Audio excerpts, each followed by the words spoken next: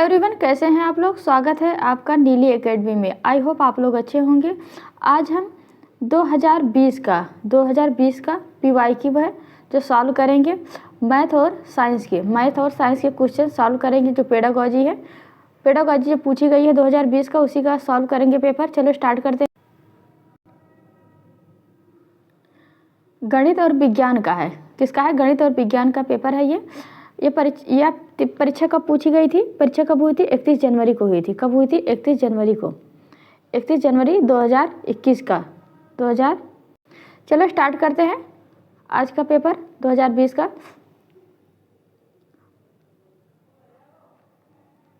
पहला क्वेश्चन है, माध्यमिक विद्यालय में 2 दशमलव वाली संख्याओं के गुणनफल की संकल्पना का परिचय देने के लिए निम्नलिखित में से कौन सा सर्वाधिक उपयुक्त रणनीति है? ये मैथ का पेडागॉजी है। पूछ रहा है, क्या पूछ रहा है? माध्यमिक विद्यालय में 2 दशमलव वाली संख्याओं के गुणनफल की संकल्पना का परिचय देने का कौन सा ऑप्शन सही होगा? इसमें से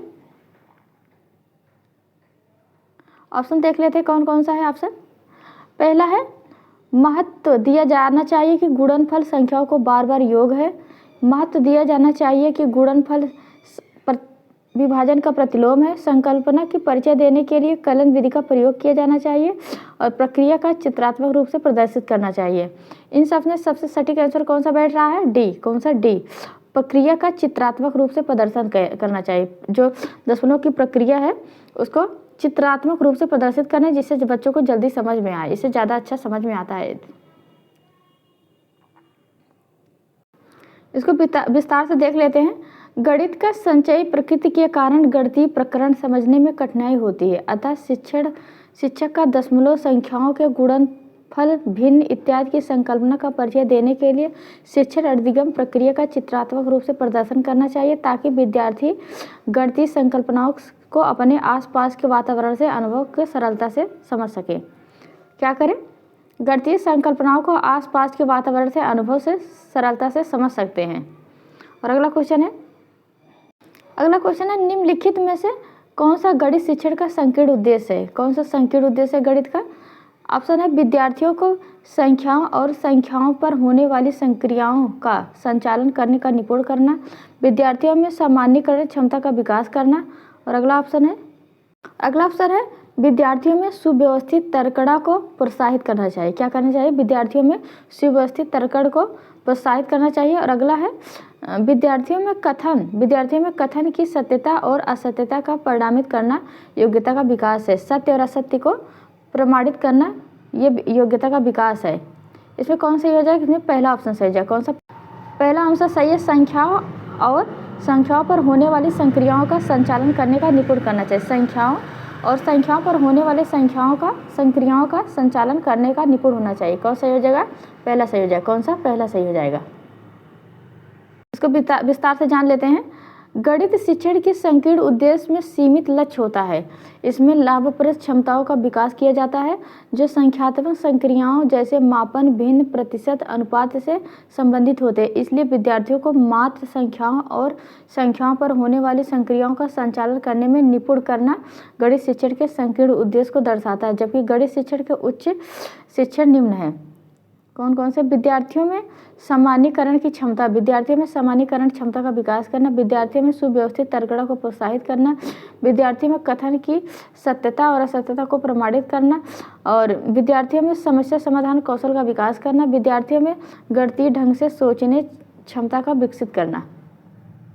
और अगला क्वेश्चन है, निम्नलिखित में से कौन सी योजना विद्यार्थियों के गणितीय प्रश्नों को हल करने में शिक्षण देने के लिए सर्वाधिक उपयुक्त होगा? इसमें से कौन सी योजना सबसे हल करने और शिक्षण देने के लिए सबसे उपयुक्त कौन सा ऑप्शन है? अध्यापक को शुरू में ही समस्या के प्राप्त चरणों को व्याख्या कर देनी चाहिए। और अगला ऑप्शन है, और दूसरा ऑप्शन है, प्रोत्साहित किया जाना चाहिए कि वे प्रश्न बहुत से परिप्रेक्ष अवलोकन करें। प्रोत्साहित किया जाना चाहिए कि वे प्रश्न का बहुत से परिप्रेक्ष्य का अवलोकन करें। और तीसरा ऑप्शन क्या है? अनुमान और सत्यता अधिगम को कड़ाई से हतोत्साहित किया जाना चाहिए। हतोत्साहित निगेटिव वर्ड है। और डी कौन सा सही? डी में है, प्रारंभ में ही दिए गए प्रश्नों का समूह हल करने के लिए आवश्यक सूत्र की सूची उपलब्ध कराना चाहिए। ये सूत्रों की सूची, ये भी निगेटिव है। हतोत्साहित किया जाना बच्चों के लिए, ये निगेटिव वर्ड है। इसमें कौन सही हो जाएगा? इसमें बी सही हो जाएगा। कौन सा? बी सही हो जाएगा। बी, विद्यार्थियों को प्रोत्साहित किया जाना चाहिए कि वे प्रश्न का बहुत से परिप्रेक्ष्य का अवलोकन करें। वो बहुत तरीकों से प्रश्नों को हल कर पाए, अपने संज्ञानात्मक विकास से ही बहुत से तरह से अपने प्रश्नों को हल कर पाए, एक साधन से नहीं अधिक साधनों से परिप्रेक्ष्य से अवलोकन कर सके। शिक्षक द्वारा विद्यार्थियों को प्रोत्साहित किया जाना चाहिए कि उन प्रश्न का बहुत से परिप्रेक्ष्यों से अवलोकन करें, जिससे बच्चों में गणितीय समस्याओं को हल करने की समझ सुदृढ़ हो। और अगला है, निम्नलिखित में से शुद्ध कथन को पहचानिए। शुद्ध कथन कौन सा है? गणितीय संचारण में भाषा का प्रयोग परिशुद्ध होना चाहिए। और अगला है, ज्ञान संरचना का अनुमान लगाना उपयोगी नहीं है। ज्ञान संरचना में अनुमान लगाना उपयोगी नहीं है। और अगला है, गणितीय ज्ञान का संरचना और परिकल्पना का एक भूमिका है। और अगला क्वेश्चन है, यही अशुद्ध है। अशुद्ध कौन सा है? गणितीय, यही निगेटिव है। गणितीय ज्ञान की संरचना में अनुमान लगाना उपयोगी नहीं है, यही गलत। गणितीय ज्ञान की संरचना के अनुमान लगाना उपयोगी नहीं है, क्योंकि गणित के ज्ञान के वस्तुनिष्ठ स्थिति स्पष्ट होती है। ध्यातव्य है कि गणित के कल्पित तर्क प्रमुख होते हैं तथा गणितीय ज्ञान की संरचना में परिकल्पना की भूमिका होती है, एवं गणित की संचरण में भाषा का प्रयोग परिशुद्ध होना अति आवश्यक है। और अगला क्वेश्चन है, विद्यार्थियों में गणित अधिगम का मूल्यांकन करने के लिए निम्नलिखित में से कौन सी योजना वांछनीय है? कौन सी योजना वांछनीय है? पहला है, विद्यार्थियों को अपने उत्तरों को समर्थन देने की क्षमता मूल्यांकन का महत्वपूर्ण आधार होना चाहिए। और अगला है, गणितीय शब्द संग्रह का विकास मूल्यांकन का आधार नहीं होना चाहिए। इसमें पहला ही सही हो जाएगा। विद्यार्थियों को अपने उत्तरों का समर्थन देने की क्षमता मूल्यांकन का महत्वपूर्ण आधार होना चाहिए। इसमें कौन सही हो जाएगा? पहला ही सही हो जाएगा। पहला ही सही हो जाएगा। गणित अधिगम का मूल्यांकन करने के लिए निम्नलिखित योजना वांछनीय है। विद्यार्थियों को अपने उत्तरों को समर्थन देने की क्षमता मूल्यांकन का महत्वपूर्ण आधार होना चाहिए। और अगला क्वेश्चन है, दृष्टिबाधित विद्यार्थियों के लिए निम्नलिखित में से किसका प्रयोग गणित शिक्षण अधिगम के साधनों के रूप में नहीं किया जाता है? दृष्टिबाधित विद्यार्थियों के लिए निम्नलिखित में से किसका गणित शिक्षण के लिए प्रयोग किया नहीं जाता? टाइल का, जियोबोर्ड का, जियोजेब्रा का, टेलर का गिनतारा। इसमें कौन सा हो जाएगा? जियोजेब्रा का प्रयोग नहीं किया जाता है।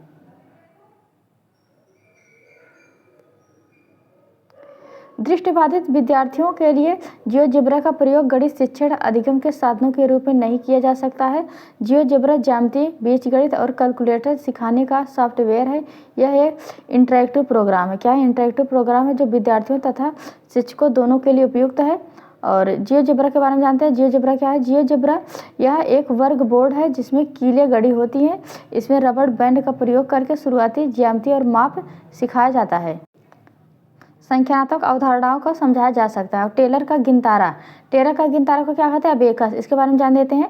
यह एक प्राचीन गणितीय यंत्र है। इसके प्रयोग से जोड़, घटाव, गुणा, भाग, भिन्न, वर्गमूल, स्थानीय मान अवधारणाओं को समझाया जा सकता है। अबेकस द्वारा गणितीय संक्रियाओं का बोध सहजता से होती है। और अगला क्वेश्चन है, निम्नलिखित कथनों में से कौन सा सत्य है? इसमें कौन सा सत्य है? गणितीय ज्ञान के उत्पादन में अंतर्ज्ञान की कोई भूमिका नहीं है।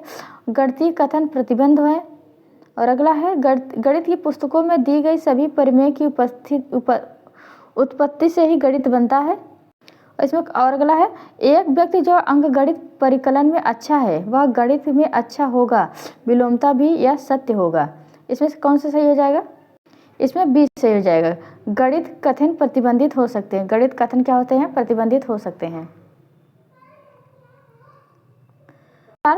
फ्रेडरिक के अनुसार आधुनिक गणित पाठ्यक्रम व्यक्तिगत और सामूहिक जीवन के समस्त विस्तृत क्षेत्र को अपने अंदर समेटता है। यह स्कूल से बाहर सभी सार्थक एवं उचित क्रियाओं को भी अपनाता है। शर्त इतना है कि इनका शैक्षणिक रूप से प्रयोग संगठित तथा सुनिश्चित किया गया है। अतः हम कह सकते हैं कि गणितीय कथन प्रतिबंधित हो सकते हैं। और अगला क्वेश्चन है, समावेशी कक्षा में पठन अक्षमता वाले विविध बधिर क्षमता के छात्रों के गणित अधिगम में विषय के निम्नलिखित में कौन सा सत्य नहीं है? जिन बच्चों को सुनाई कम पड़ता है उसके बारे में पूछा गया। पठन अक्षमता वाले बच्चों को अपने विचारों को क्रमबद्ध और संगठित रूप से लिखने में कठिनाई हो सकती है। पठन अक्षमता केवल भाषा सीखने और प्रभावित करती है, ना कि गणितीय अधिगम को। और अगला है, पठन अक्षमता का प्रभाव व्यक्ति से संख्याओं के शाब्दिक और स्थानीय दृष्टिकोण से समन्वय पर होता है। गणितीय चित्रांकित नमूने पठन अक्षमता वाले बच्चों को अनुभव की कठिनाई होती है। इसमें से कौन सही हो जाएगा? इसमें बी सही हो जाएगा। कौन सा? बी सही हो जाएगा।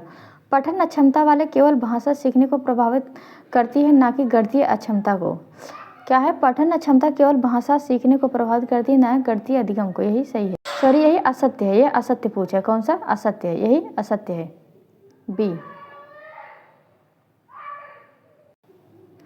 पठन अक्षमता अनेक प्रकार की हो सकती है, क्योंकि कई कारणों से होने वाली कई पठन कला की दिक्कतों और कमियों के संकलात्मक समावेशन गृह की तरह काम करती है। इसलिए पठन अक्षमता केवल भाषा सीखने को प्रभावित करती है, ना कि गणितीय अधिगम को। यह कथन समावेशी कक्षा में पठन अक्षमता वाले विविध बाधित क्षमताओं को गणितियम का सत्य नहीं है।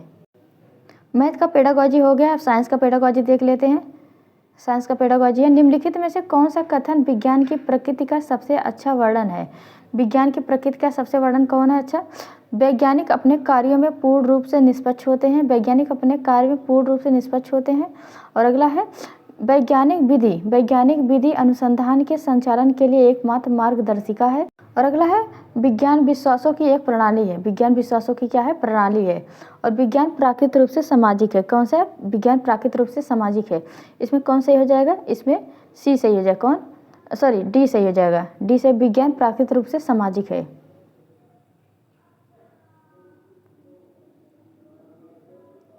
विज्ञान प्राकृत में सामाजिक है, क्योंकि विज्ञान एक सहकारी बहुसांस्कृतिक उद्यम है, जिसमें असंख्य पुरुषों एवं महिलाओं अपना योगदान देते हैं। इसमें कुछ ऐसे विशिष्ट व्यक्ति होते हैं जो महत्वपूर्ण भूमिका निभाते हैं। खुली बहस और सहकर्मियों द्वारा समीक्षा और ज्ञान की साझा समन्वित और आदर्शों का पालन करने में सामाजिक और संस्था एवं विकास के लिए बेहद जरूरी है।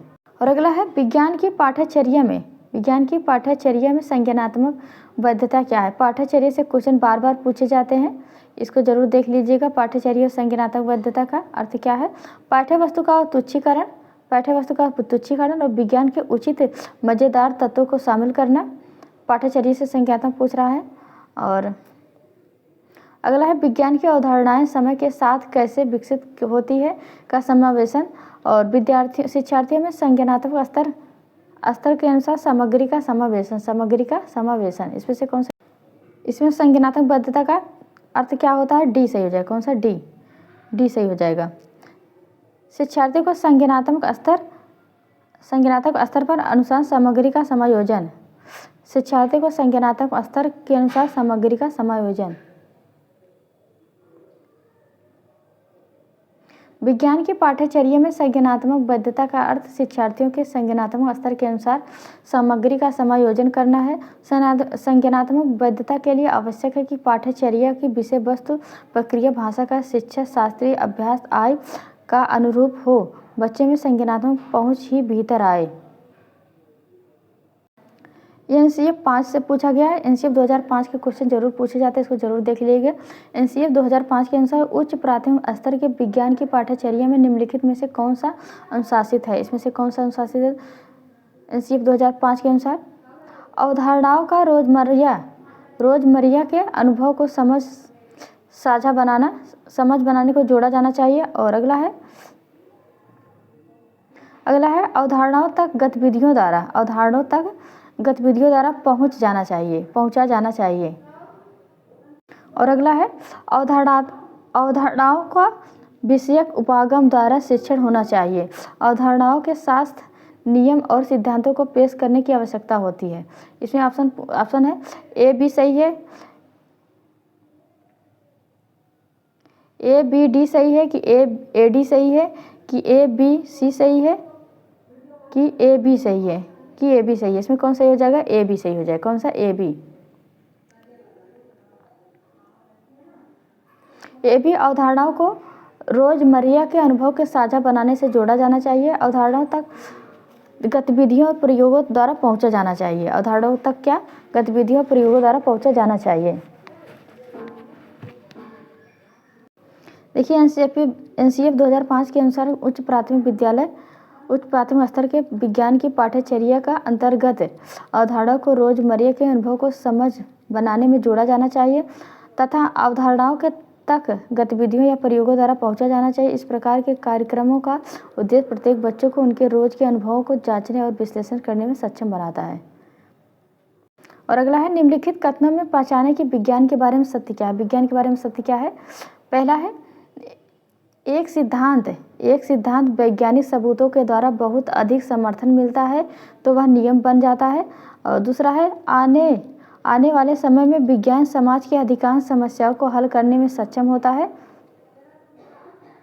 और अगला है, वैज्ञानिक अपने काम को पूरा करने के लिए कल्पना पर बहुत विश्वास करते हैं। और अगला है, सभी वैज्ञानिक विचारों को नियंत्रित प्रयोगों द्वारा खोजा गया परखा जाता है। सभी वैज्ञानिक विचारों को नियंत्रित प्रयोगों द्वारा परखा जाता है। इसमें कौन सही हो जाएगा? इसमें सी सही हो जाएगा। कौन सही हो जाएगा? सी। कौन सही हो जाएगा? सी। वैज्ञानिक अपने काम को पूरा करने के लिए कल्पना एवं बहुत विश्वास करते हैं। अपने कल्पना पर बहुत विश्वास करते हैं। अवलोकन करना और परिकल्पना बनाना वैज्ञानिक प्रक्रिया का अभिन्न अंग है। इसी में हमें यह भी आभास मिलता है कि कारण संबंध बनाने का निरंतर प्रयास चल रहा है। कल्पना से ही किसी दूसरे भूभाग पर होने वाले घटनाओं को पड़ताल, तुलनात्मक अध्ययन और उसके समाधान की ओर बढ़ने का एक आवश्यक प्रक्रिया है। और परिकल्पना शोध की दिशा में प्रथम चरण है। इसलिए वैज्ञानिक अपने काम को पूरा करने के लिए कल्पना पर बहुत विश्वास करते हैं। और अगला है, यीशु को एक सप्ताह के लिए मौसम की रिपोर्ट एकत्र करने का व्यक्तिगत कार्य दिया गया है। नीचे दिए गए आकलन संकेतकों में पहचाने यीशु कहाँ गलत है। यीशु को एक सप्ताह के लिए मौसम की रिपोर्ट के बारे में व्यक्तिगत आंकड़े दिए गए हैं, उसके संकेतों को पहचानना है। पहला है, वह निष्कर्ष निकालती है कि आर्द्रता में कमी से वर्षा संभावना बढ़ सकती है। वह समझती है कि अधिकतम और अधिकतम न्यूनतम तापमान की सीमा प्रतिदिन भिन्न है। वह हर दिन एक वेबसाइट के आंकड़े के सारणीबद्ध करती है। और अगला है, वह इस परिणाम तक पहुंचती है कि आने वाले सप्ताह में बारिश हो सकती है या नहीं। इसमें कौन सही हो जाएगा? इसमें पहला सही हो जाएगा। क्या सही हो जाएगा? वह निष्कर्ष निकालती है कि आर्द्रता में कमी से वर्षा संभावना बढ़ सकती है। आर्द्रता में कमी से वर्षा की संभावना बढ़ सकती है। सूर्य तप के कारण सागरीय जल भाप बनकर वायुमंडल में मिलता रहता है, जिससे वायुमंडलीय आर्द्रता में वृद्धि होती है। वायु के तापमान में वृद्धि से आर्द्रता में वृद्धि होती है। यही कारण है ग्रीष्म ऋतु में शीत ऋतु अपेक्षा वायुमंडलीय आर्द्रता अधिक होती है। वायुमंडलीय आर्द्रता अधिक। वातावरण में सापेक्ष आर्द्रता जितनी अधिक होगी, वर्षा होने की संभावना भी उतनी अधिक होगी। वर्षा होने की संभावनाओं को जानने के लिए यह जानकारी ली जाती है, वायु संतृप्त होने का कितना निकट है। और अगला क्वेश्चन है, निम्नलिखित में से क्या शिक्षार्थियों को संकलात्मकता कमी समझने के लिए एक उपयोगी रणनीति क्या है? अवधारणा मानचित्र का उपयोग करना, नियमित गृह कार्य देना, प्रश्नोत्तरी सत्रों का आयोजन करना। और अगला है, प्रयोगात्मक कौशलों का अवलोकन करना। प्रयोगात्मक कौशलों का क्या करना? अवलोकन करना। इसमें से कौन सही हो जाएगा? शिक्षार्थियों को संकलात्मक में कौन सी कमी समझने की उपयोगी रणनीति है? अवधारणा मानचित्र का उपयोग करना चाहिए। क्या करना चाहिए? अवधारण मानचित्र का उपयोग करना चाहिए। शिक्षार्थियों को संकलनात्मक कमी समझने के लिए अवधारणा मानचित्र का उपयोग करना चाहिए। अवधारणा मानचित्र एक पूरक तकनीकी है जो विचारों को संगठन और अवधारणाओं के बीच के संबंध को सरोकर रखती है। अवधारणा को एक तीर से जोड़ा जाता है और शब्द उससे जुड़ जाता है, जुड़कर उसके बारे में समझाता है, तीर की दिशा बताती है और वाक्य किस दिशा में पढ़ा जाना चाहिए। और अगला क्वेश्चन है, विज्ञान शिक्षक की वह अधिगम अपसारी प्रश्न पूछे चाहिए। विज्ञान शिक्षक को और अधिक अपसारी प्रश्न पूछने चाहिए क्योंकि यह गहन सोच को प्रोत्साहित और विकसित करता है। यह शिक्षार्थियों को उत्तर सही करने में दिशा प्रदान करता है। यह सोचने की उक्तियों को विकसित करता है। यह शिक्षार्थियों में सृजनात्मक व्यवहार के आकलन में सहायता करता है। इसमें कौन सही हो जाएगा? इसके ऑप्शन दिए हैं केवल बी, केवल ए बी सी, केवल A B, A C D, A C D. इसमें कौन सा हो जाएगा? ए C D. A C D देख लेते कौन कौन सा है। ए सी डी पूछा है, ए सी और डी। पहला, यह गहन सोच को प्रोत्साहित और विकसित करता है। और सी है, यह सोचने की युक्तियों को बदल देता है। क्या करता है? यह सोचने की युक्तियों को बदल देता है। और अगला है डी, क्या है? यह शिक्षार्थियों को सृजनात्मक व्यवहार के आकलन में सहायता करता है। ए C D, A C D,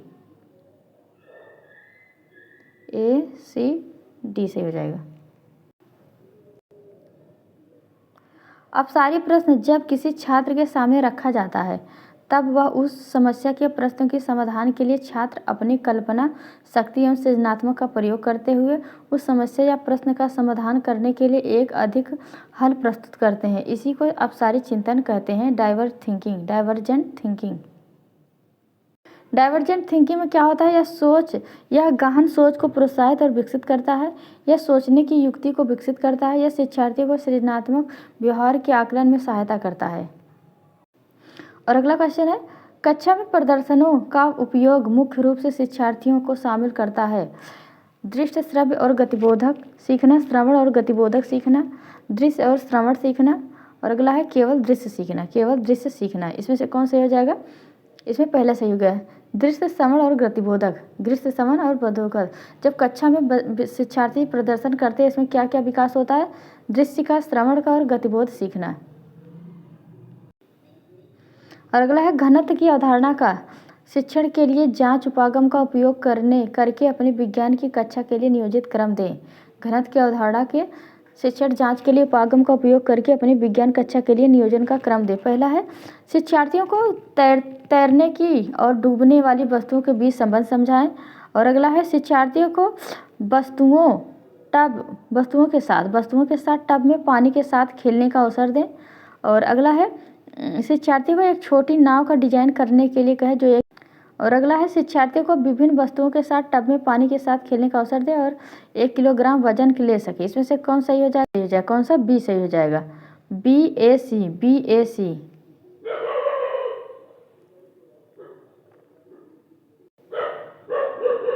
किसी पदार्थ को प्रति इकाई आयतन में निहित द्रव्यमान को उस पदार्थ का घनत्व कहते हैं। घनत्व का सर्वप्रथम खोज किसने किया था? ग्रीक महान। कौन किया था? ग्रीक ने। महान वैज्ञानिक आर्किमिडीज ने किया था। ग्रीक के थे जो आर्किमिडीज थे, वो महावैज्ञानिक थे। और घनत्व बराबर क्या होता है? घनत्व बराबर द्रव्यमान बटे आयतन, द्रव्यमान बटे आयतन होता है। घनत्व बराबर क्या? द्रव्यमान बटे। घनत्व की अवधारणा के शिक्षण के लिए जांच उपागम का उपयोग विज्ञान कक्षा के नियोजन के लिए इस क्रम में किया जाता है। सबसे पहले क्या किया जाता है? सबसे पहले शिक्षार्थियों को विभिन्न वस्तुओं के साथ टब में पानी के साथ खेलने का अवसर दें। और फिर इसके बाद शिक्षार्थियों को तैरने और डूबने वाली वस्तुओं के बीच संबंध निर्धारित करने का अवसर दें। और फिर लास्ट में क्या करते हैं? शिक्षार्थियों को एक छोटी नाव डिजाइन करने के लिए कहें जो 1 किलोग्राम की ले जा सकें। और अगला क्वेश्चन है, वायु कोई ऐसा पौधा है जिसमें क्लोरोफिल हरित लवक नहीं होता है, वायु को क्या कहेंगे? पिक्चर प्लांट और मेपल प्लांट, कस्कुटा को क्या कहते हैं? अमरबेल और एल्गी। इसमें से कौन सही हो जाएगा? इसमें सी सही हो जाएगा, कस्कुटा। वायु एक ऐसा पौधा है जिसमें क्लोरोफिल नहीं होता है, किसमें नहीं होता है? कस्कुटा में। ये भी बहुत इंपॉर्टेंट है, बार बार पूछा जाता है कस्कुटा। अमरबेल के बारे में, कस्कुटा एक प्रकार की लता है। कस्कुटा क्या एक प्रकार की लता है जो बबूल, बेर आदि के पीले जाल के रूप में लिपटी रहती है। यह एक शाकीय परजीवी है जिसमें पत्तियों और पर्णहरिम अथवा क्लोरोफिल का पूर्णतः अभाव होता है। और अगला क्वेश्चन है, नीचे दिए गए कथन सही है, इसमें से कौन सा कथन सही है? बृहदान्त्र को क्या कहते हैं? Large intestine. बृहदान्त्र को कहते हैं लार्ज इंटेस्टाइन में भोजन का परिचालन होता है। और लार्ज इंटेस्टाइन में उंगली के समान उभरी हुई संरचनाएं होती है जिसे दीर्घ कहते हैं। और लार्ज इंटेस्टाइन की अपेक्षा चौड़ी तथा छोटी होती है। और अगला है, लार्ज इंटेस्टाइन में पचित भोजन का अवशोषण होता है। लार्ज इंटेस्टाइन क्या होता है? पचित भोजन का अवशोषण होता है। इसमें कौन सा हो जाएगा? सी सही हो जाएगा। लार्ज इंटेस्टाइन की अपेक्षा चौड़ी तथा छोटी होती है। लार्ज इंटेस्टाइन की अपेक्षा, large intestine wider to short than बृहदान्त्र के क्षुद्रांत की अपेक्षा क्या होती है, चौड़ी होती है। बड़ी आंत तथा छोटी आंत, बड़ी आंत तथा छोटी आंत का व्यास क्या होता है, 4 से 6 होता है सेंटीमीटर। और छोटी आंत क्षुद्रांत अर्थात छोटी आंत का व्यास कितना होता है, 3.5 से 4.5 तक। कितना होता है, 3.5 से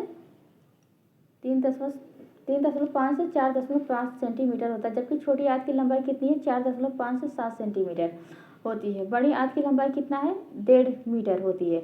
और क्षुद्रांत पचे हुए भोजन को पोषक तत्वों का अवशोषण करता है, जबकि बृहदान्त पानी एवं इलेक्ट्रोलाइट के अवशोषण और विटामिन के उत्पादन में भाग लेते हैं।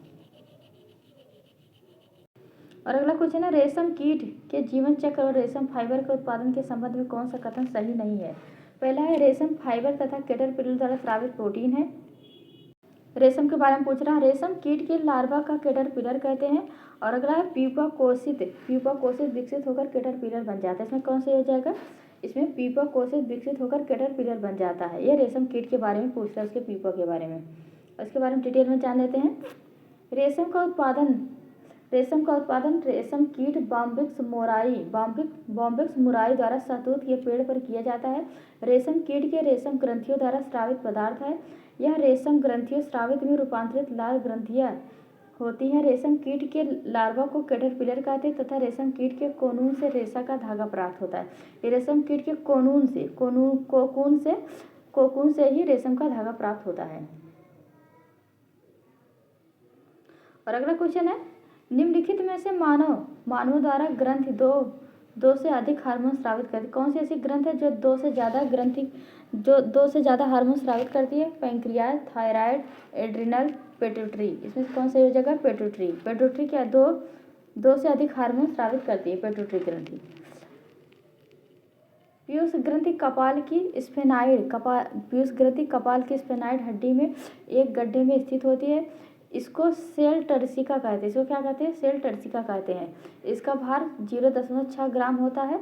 इसे मास्टर ग्लैंड कहते हैं। इसको क्या कहते हैं, मास्टर ग्लैंड के रूप में जाना जाता है। पीयूष ग्रंथि में एसटीएच, जीटीएच, एफएसएच, एलएच, एलटीएच तथा एडीएच आदि हार्मोन का स्रावण महत्वपूर्ण भूमिका निभाती है। और अगला क्वेश्चन है, नीचे दिए गए कौन सा कथन सही है। सभी धातुएं गैस होती हैं। सभी अधातुएं अतन्य जो तनती नहीं है, जो खिंचती नहीं है, होती हैं। सभी धातुएं ठोस बनाती हैं। सभी धातुएं कठोर होती हैं। इसमें कौन सही हो जाएगा, सभी अधातु तन्य नहीं होती है। कौन सा सही हो जाएगा, all metal are non ductile. एक बार धातु के बारे में जान लेते हैं। धातु क्या होती है, चमकदार होती है और निष्पक्ष होती है। अधातु क्या होती है, निष्पक्ष होती है। और धातु क्या होती है, कठोर होती है, यह कठोर नहीं होती है, ये आघातवर्धनी होती है। धातु क्या होती है, आघातवर्धनी होती है, ये आघातवर्धनी नहीं होती। ये तन्य होती है, ये तन्य नहीं होती है। और ये सुचालक होती है। क्या होती है, सुचालक होती है, कुचालक होती है। ये सुचालक होती है, कुचालक होती है। अगला है, वायु कोई मानव निर्मित रेशा है, फाइबर है, जिसे प्राकृतिक स्रोत से प्राप्त किया जाता है। वायु क्या है, एक्रिलिक है, जूट है, रेयान है, नायलॉन है। वायु क्या है, रेयान है। वायु रेयान है। रेयान पुनर्निर्मित सेलुलोज फाइबर से बने एक मानव निर्मित फाइबर है, जिसे प्राकृतिक स्रोत शुद्ध सेलुलोज अर्थात लकड़ी की लुगदी का प्रसंस्करण प्राप्त होता है। और अगला क्वेश्चन है, किसी बिंब से प्रकाश किरणें किसी पृष्ठ पर गिरती हैं तथा पूर्णतः विसरित ढंग से परावर्तित हो जाती हैं। आप इस प्रतिबिंब के प्रकृति के बारे में क्या कह सकते हैं। पहला है, आभासी और आवर्धित। कोई प्रतिबिंब नहीं बनेगा। यह आभासी और समान साइज की होती है, यह वास्तविक तथा आवर्धित होती है। इसमें कौन सही हो जाएगा, इसमें बी सही हो जाएगा। कोई प्रतिबिंब नहीं बनेगा। क्या होगा, कोई प्रतिबिंब नहीं बनेगा। किसी बिंब के प्रकाश की किरणों के पृष्ठ जब गिरती है तो कोई प्रतिबिंब नहीं बनता है। जब किसी बिंब के प्रकाश की किरणें किसी पृष्ठ पर गिरती हैं, घूर्णन पूर्णतः विसरित ढंग से परिवर्तित हो जाती है। पूर्णतः विसरित ढंग से परिवर्तित होने के कारण एक दूसरे को प्रच्छेदित नहीं करती है, जिससे कोई प्रतिबिंब नहीं बनता है। अगला क्वेश्चन है, अपने कमरे में फर्श पर रखे किसी विशाल बॉक्स को सरकने के लिए निम्नलिखित बलों में से किसका प्रयोग करती है अधिक? अभिलंब का, पेशी बल का, स्थैतिक बल का, गुरुत्वाकर्षण का बल। इसमें कौन से ज़्यादा प्रयोग करेगी रेशमा?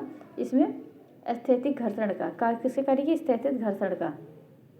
अपने कमरे में रखे फर्श को खींचने के लिए।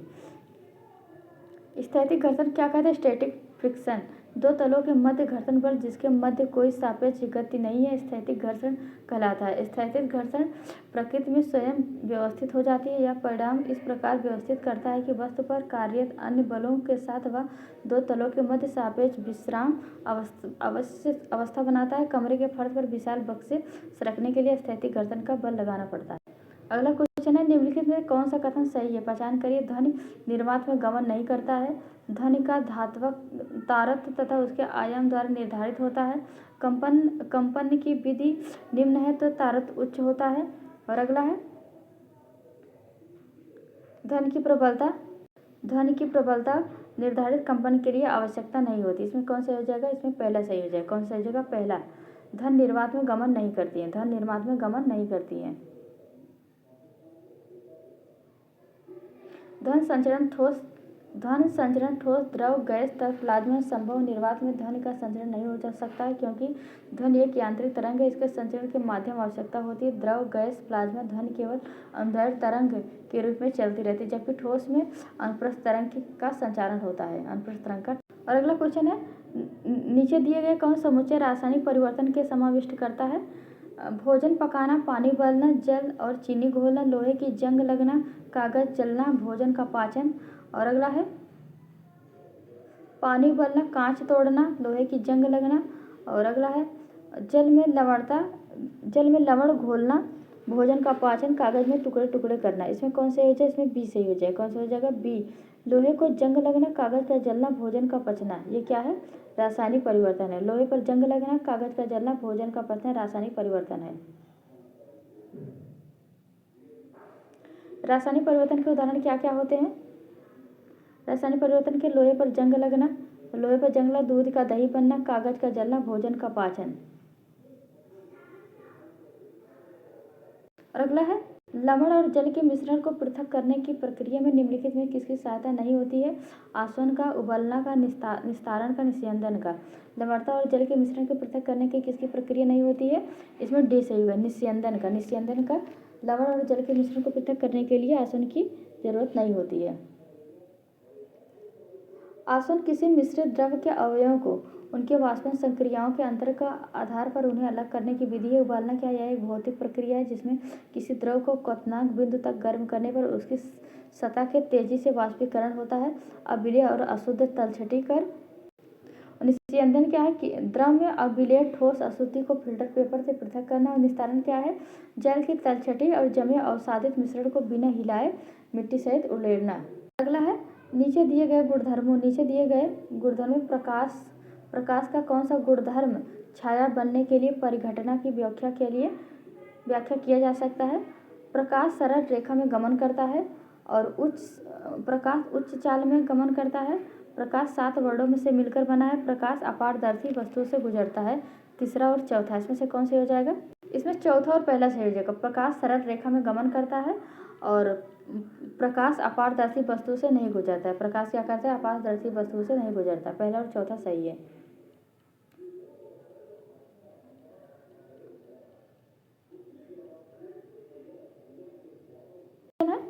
निम्नलिखित में से कौन सा कथन सही है? पहचान करें। दोमट मिट्टी में बड़े कणों का अनुपात बलुआ मिट्टी की अपेक्षाकृत उच्चतर होता है। और अगला है, चिकनी मिट्टी में महीन कणों का अनुपात दोमट मिट्टी का अपेक्षाकृत उच्चतर होता है। और अगला है, बलुआ मिट्टी में महीन कणों का अनुपात चिकनी मृदा की अपेक्षाकृत उच्चतर होती है। और अगला है, कणों और महीन कणों की मात्रा चिकनी मिट्टी में बड़े कणों और महीन कणों की मात्रा लगभग बराबर होती है। इसमें से कौन सा? इसमें बी सही हो जाएगा। कौन सा? बी सही हो जाएगा। ये हमारा आज का लास्ट क्वेश्चन था। इसी के साथ हम वीडियो को समाप्त करते हैं। हम अगले पेपर के प्रैक्टिस सेट सॉल्व करवाएंगे, हिंदी के, अंग्रेजी के, संस्कृत के। आप वीडियो पे कंटिन्यू रहे। वीडियो पे लाइक करें, कमेंट करें, शेयर करें।